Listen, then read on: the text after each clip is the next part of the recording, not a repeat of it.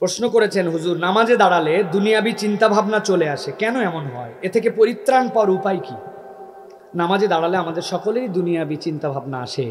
এর আমি যেটা মৌলিক কারণ মনে করি, নামাজ আল্লাহ রাব্বুল আলামিনের সামনে বান্দা দাঁড়ায়। নামাজ ছাড়া আল্লাহর সামনে দাঁড়ানোর এমন কোনো আর পদ্ধতি নাই যেখানে আল্লাহর বান্দা মুখামুখি হন। শয়তানের সবচেয়ে অসহ্যের জায়গা হয় সেইটা।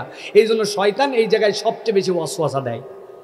অতএব নামাজের মধ্যে ওয়াসওয়াসা আসলে ঘাবড়াবেন না, বুঝবেন যে আমার নামাজ আল্লাহর সাথে কানেক্টেড হচ্ছে বলেই কেউ না কেউ আমার বিভ্রান্ত করার চেষ্টা করছে। ছাড়া যাবে না, আরও ধরা লাগবে, ঠিক কিনা?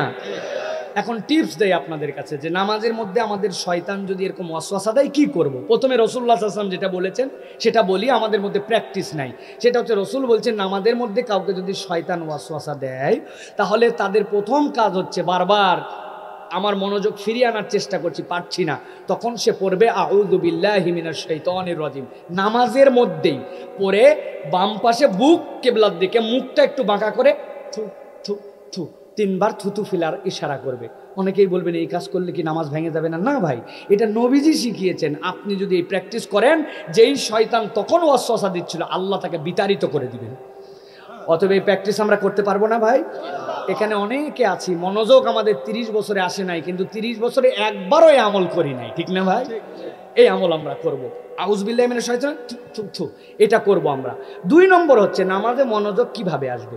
মনোযোগ আসার জন্য আল্লাহর সাথে বান্দার যে সম্পর্ক সূরা কেরাতের মাধ্যমে এইগুলার রিসাইটেশন সুন্দর হতে হবে।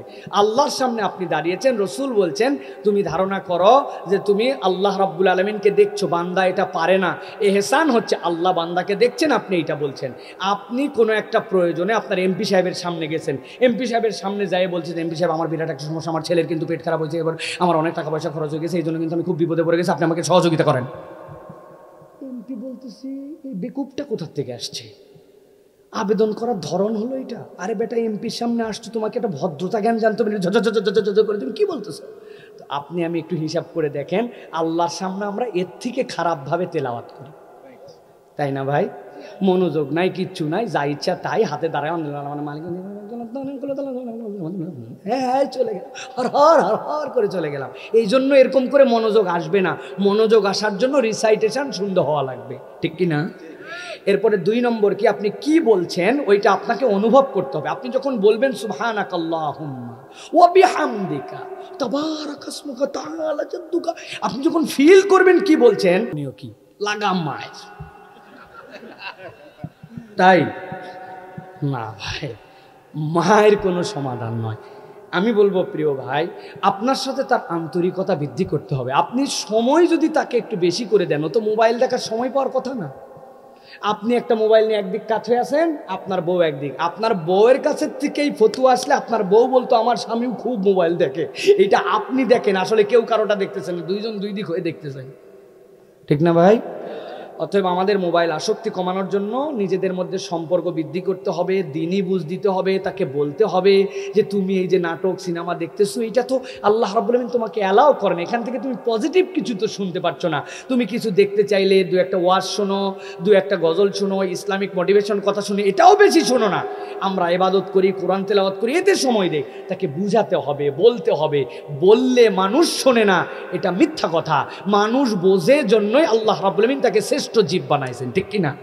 আমরা সবচেয়ে স্বতন্ত্র আমাদের ব্রেনের জন্য। দুনিয়ার সব প্রাণীর যা আছে আপনার আমার তাই আছে, কেবল আপনার আমার বোধের জায়গা ভিন্ন। এখন বুঝাতে যদি না পারে, এটা আপনারও ব্যর্থতা আমারও ব্যর্থতা। তারপরেও কিছু ঘাড়তারা মানুষ আছে দুনিয়ায়, তাই না ভাই? তাদের জন্য তখন কি করবেন? আল্লাহ রাসূল স্টেপ দিয়েছেন, আমার কথা যদি না শোনো, নাটক সিনেমা দেখো, তোমার সাথে আমি বিছনায় থাকবো না, আলাদা করে ফেলতে হবে বিছনা, 2 জন 2 জায়গায় থাকবো, তোমার সাথে আমার কোনো বিছনার সম্পর্ক নাই। দেখবেন মহিলারা আর যাই হারাক, স্বামী হারাতে চায় না। 3 দিন পরে বলবে বাবা তাও বিছনায় থাকো, দেখলাম না। মন খারাপ করে হয়তো বলবে, কিন্তু তারপরেও কথা মানতে শুরু করবে ইনশাআল্লাহ। আর দোয়া করবেন, রব্বানা হাবলানা মিন আজওয়াজিনা ওয়া যুররিয়াতিনা কুররাতা আয়ুনি ওয়াজআলনা লিল মুত্তাকিনা ইমামা। আল্লাহ আমার স্ত্রী, আমার পরিবার, সন্তানদের আমার চোখের শীতলতা বানায় দাও। নিশ্চয় আল্লাহ আপনার দোয়া কবুল করবেন। কোনো একটা পদ্ধতি আল্লাহ আপনাকে শিখিয়ে দিবেন, আপনার স্ত্রীর মন বদলায় যাবে ইনশাআল্লাহ। জুবায়ের ভাই প্রশ্ন করেছেন, হুজুর বিষ প্রয়োগে আমি আমার ক্ষেতের ইঁদুর মারি, ধানের ক্ষেতে ইঁদুর কি বিষ প্রয়োগে মারা যাবে? চমৎকার একটি প্রশ্ন। অনেক সময় দুনিয়ার বুকে কিছু যে প্রাণীগুলি আছে, আল্লাহ রাব্বুল আলামিন কোনো একটা প্রাণীকেও আমাদেরকে অন্যায়ভাবে হত্যা করাকে নিষেধ করেছেন, কোনো প্রয়োজন ছাড়া, কিচ্ছু নাই। একটা পিঁপড়া চলে যাচ্ছে, আপনি ডলে দিলেন। একটা প্রাণী যাচ্ছে, কুত্তা হেঁটে যাচ্ছে, একটা ঢেল মেরে দিলেন। চা খেতে খেতে সুন্দর করে একটা কুকুর যাচ্ছে, মজা দেখার জন্য একটু চায়ের শেষের দিকের গরম পানিটা দিলেন, কুত্তাটা ঘেউ ঘেউ করে চলে গেল। ইসলাম এরকম কথা বলে নাই। প্রাণীর প্রতি দয়ার কারণে আল্লাহ রসুল বলছেন, একজন জঘন্য পাপিষ্ঠা কুকুরকে পানি খাওয়ায় জান্নাতে গেছে, আর তাহাজ্জুদ গুজার নামাজি বিড়ালকে বেঁধে রেখে খাবার দেয় নাই, জাহান্নামে গেছে।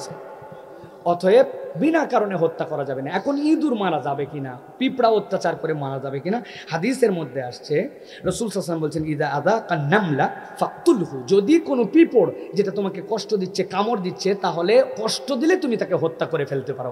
এই হাদিসের আলোকে আপনার ক্ষেত নষ্ট করে ফেলে, আপনার ফসল খেয়ে ফেলতেছে, ধানের গোড়া কেটে দিচ্ছে, ফসল নিয়ে চলে যাচ্ছে, আরও নানাবিধ উৎপাত করতেছে, এই উৎপাতের কারণে ইঁদুরকে যদি আপনি বিষ প্রয়োগে মারেন, ফাঁদ দিয়ে মারেন, আঠা দিয়ে মারেন, আপনার জন্য এটা নাজায়েজ নয়, আপনি মারতে পারবেন।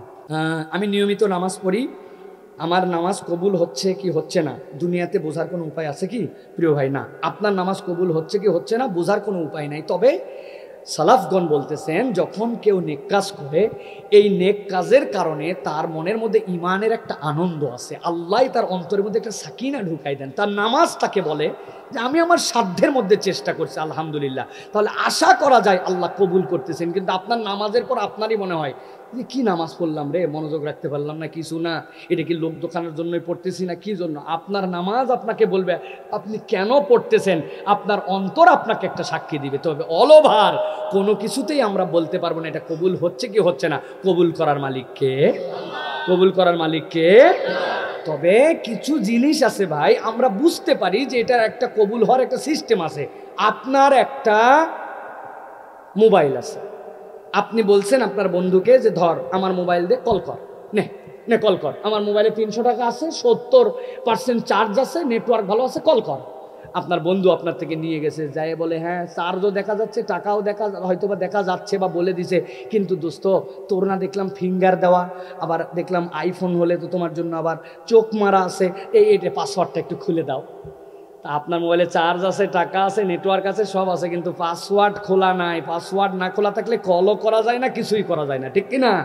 তো আপনার নামাজের কিছু পাসওয়ার্ড আছে, আপনার তেলাওয়াত অশুদ্ধ, আপনার নামাজের পাকসাপের জ্ঞান জানা নাই, আপনি নামাজের মধ্যে কি বিধিবিধান আছে এগুলো কিছুই জানেন না, আবার মনে করতেছেন কবুল করার মালিক আল্লাহ। হলো না তো? তাহলে আপনার মৌলিক বিধিবিধান সব জানেন, আপনার সাধ্যের মধ্যে চেষ্টা করেন, আশা করবেন বান্দার ঈমান আশা করাবে, আল্লাহ কবুল করবেন। আল্লাহ বান্দারটা ওসিলা খুঁজে কবুল করেন, আল্লাহ বান্দাকে ত্যাগ করে দেন না, আল্লাহ বান্দাকে আপন করেন, ঠিক কিনা?